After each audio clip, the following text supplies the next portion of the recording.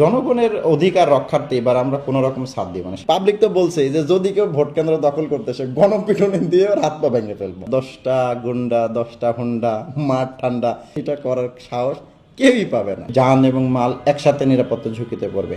তখন তো আমরা একদম লাঠি পেটা থেকে শুরু করে ধরুন গুলি গলাস পর্যন্ত সবকিছু করার অধিকার রাখি। এইবারে অন্তত এই রিস্ক নিয়ে কেউ ভোট কেন্দ্র দখল কেন এই চিন্তাই কেউ করবে না। ভোট কেন্দ্রে যদি আবারও সেই আগের মতো দখল লুণ্ঠন এবং আমাদের প্রতি আক্রমণের অবস্থায় চলে আসে, আমরা ভাই বাঁচাইতে জনগণের অধিকার রক্ষা করতে তো গুলি করবই। প্ল্যান করেছি প্রার্থীরাও প্রচারণা করবে, পুলিশও করবে। আমরা একদম সুস্পষ্ট ভাষায় একদম ওপেনে বলে দিয়েছি যে ঢাকা 13 আসনে প্রশাসন থেকে কোনো প্রার্থী আইনের বাইরে গিয়ে কোনো প্রকারের আলাদা করে কোনো ফেভার এটা পাবে না। কোনো ধরনের সন্ত্রাসী, বিশৃঙ্খলা সৃষ্টিকারী, অশান্তিকারী বা ভোট কেন্দ্রে দখলকারী বা ভোট গণনার সময় বাধা সৃষ্টিকারী আমাদের পক্ষ থেকে ন্যূনতম 1 বিন্দু বা 1 চুল পরিমাণ কোনো ছাড় দেওয়া হবে না। কঠোর থেকে কঠোরতম ব্যবস্থা নেওয়া হবে এবং এটা আমাদের অগ্রিম সতর্কবার্তা।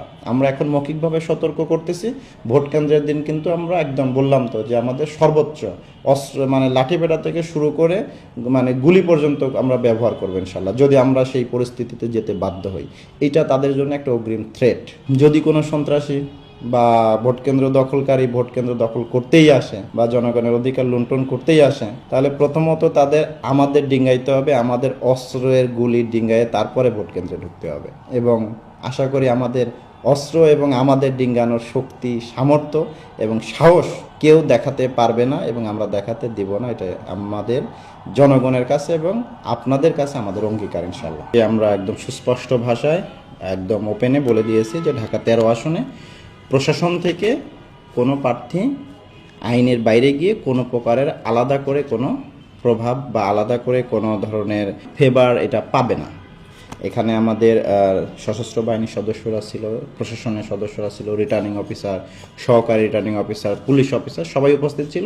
সবার সম্মুখে আমরা অন্তত সবাই একই স্বরে আমরা একদম পাবলিকে বলেছি যে এই নির্বাচনে ঢাকা 13 আসনে একেবারে শতভাগ সুষ্ঠু, নিরাপদ এবং প্রভাবমুক্ত একটা নির্বাচন হবে এবং এখানে জনগণ নির্ধারণ করবে কে আগামীতে ঢাকা 13 আসন থেকে মানে এমপি পদে নির্বাচিত হচ্ছে।